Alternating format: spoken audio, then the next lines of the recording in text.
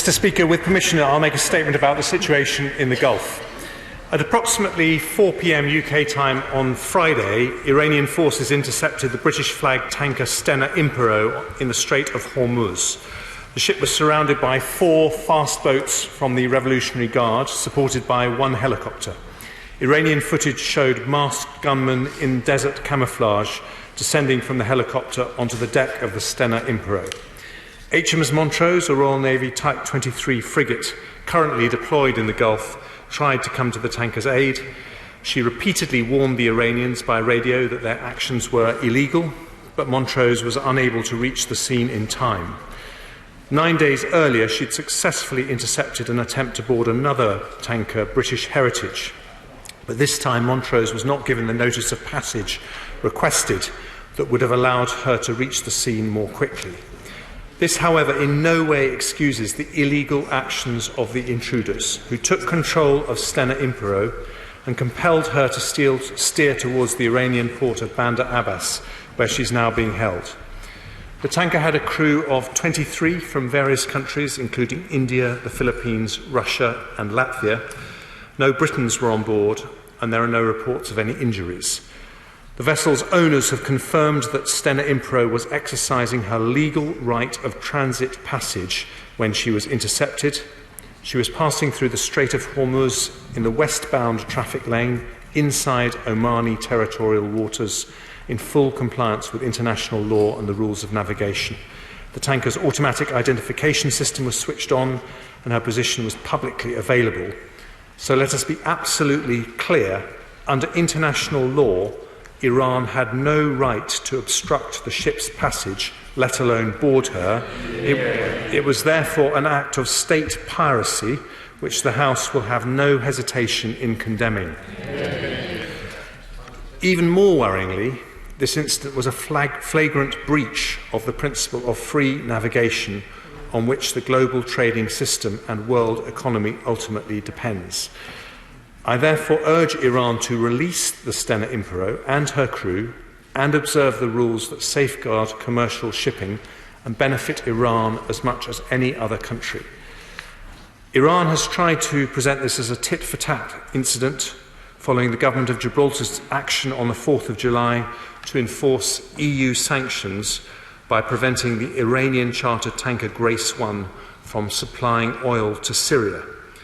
But there is simply no comparison between Iran's illegal seizure of a vessel inside a recognised shipping lane, where the Stena Impero had every right to be, and the enforcement of EU sanctions against a tanker that had freely navigated into the waters of a British overseas territory. So since the 4th of July, we've made strenuous efforts to resolve the Grace 1 issue.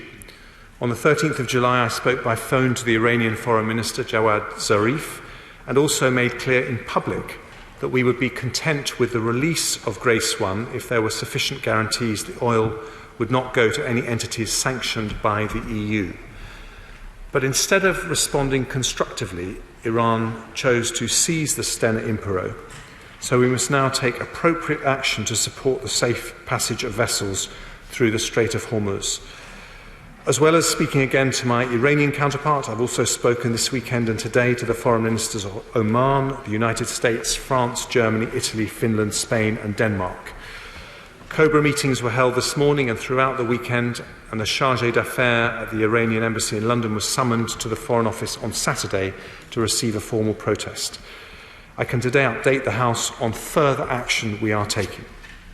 Firstly, the Department of Transport has raised the security level for British flag shipping to level 3, advising against all passage in Iranian waters and, for the moment, in the entire Strait of Hormuz. Secondly, because freedom of navigation is a vital interest of every nation, we will now seek to put together a European-led maritime protection mission to support safe passage of both crew and cargo in this vital region. We've had constructive discussions with a number of countries in the last 48 hours, and we will discuss later this week the best way to complement this with recent US proposals in this area. The new force will be focused on free navigation, bearing in mind that 1/5 of the world's oil, 1/4 of its liquefied natural gas, and trade worth $500 billion passes through the Strait of Hormuz every year. It will not be part of the US maximum pressure policy on Iran because we remain committed to preserving the Iran nuclear agreement. Thirdly, while we will seek to establish this mission as quickly as possible, the government has in the meantime dispatched HMS Duncan, a Type 45 destroyer, to take over from HMS Montrose, and she will arrive in the region by the 29th of July, a week from today. Fourthly, we'll ask all British flagged ships to give us notice of any intention to pass through the Strait of Hormuz to enable us to offer the best protection we can. We'll then advise them of the safest way to transit, which may involve travelling in convoy. Finally, we're strengthening measures to protect ships flying the flags of other countries, but which have British crew on board. Mr. Speaker, about 1,300 ships appear on the UK ship register. The combined British Red Ensign fleet is the 9th largest in the world, and on an average day, 2 or 3 ships belonging to the Red Ensign group pass through the Strait of Hormuz. The Gulf spans an area of nearly 100,000 square miles. HMS Montrose covers an operating area of some 19,000 nautical miles, and so far has escorted 30 merchant vessels through the strait during 17 separate transits, travelling 4,800 nautical miles in the process.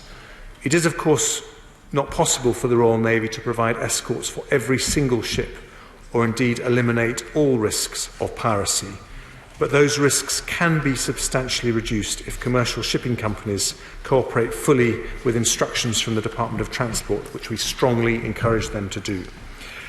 These changes, both short and medium term, are made possible because of the commitment this government has already made to increase our security presence in the Gulf, including the opening in April last year of the first permanent British naval facility in the Gulf for over 40 years. This establishment in Bahrain now hosts HMS Montrose along with 4 mine countermeasure vessels and 1 supply ship. Finally, let me say that it is with a heavy heart that we are announcing this increased international presence in the Gulf, because the focus of our diplomacy has been on de-escalating tensions in the hope that such changes would not be necessary. We do not seek confrontation with Iran. We've taken every available opportunity to reduce misunderstanding whilst standing by our rock-solid commitment to the international rule of law, which is the foundation of global peace and prosperity. But we must also react to the world around us as it is and not how we would wish it to be.